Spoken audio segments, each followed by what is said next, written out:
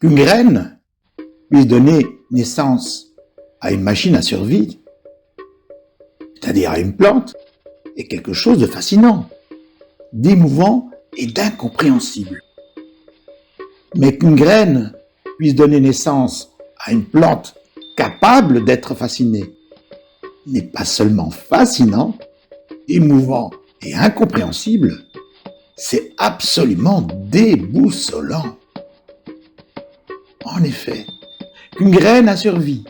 pense et donc soit fascinée de ce savoir exister, c'est-à-dire que grâce à son moi pensant, qu'elle soit capable de concevoir l'idée « j'existe »,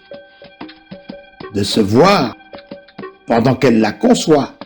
et d'être émue par ce qu'elle voit est immense. Si la nature offrait un moi pensant à une plante, plus cette dernière utiliserait ce présent, plus elle serait fascinée de savoir qu'elle existe, mais aussi frustrée de savoir qu'elle ignore plus ou moins tout de la cause des causes qui lui permet d'être là. C'est-à-dire qu'elle ne connaît finalement rien de la formule magique qui a permis à la graine de devenir ce qu'elle est, ni celle qui a permis à la Terre d'exister dans cet univers.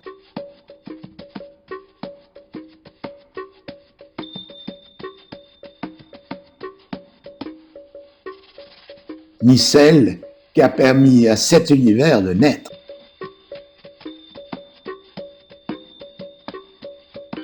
Si la nature offrait à une plante un moi intérieur, la rendant capable de se demander si elle existe ou non, et de douter de la réponse, un moi intérieur lui permettant d'arriver à la conclusion que tout ce qu'elle sait,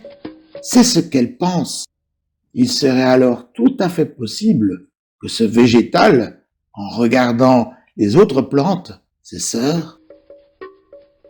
vivre seulement pour boire l'eau de pluie et se faire butiner par les abeilles, soit étonné, désorienté,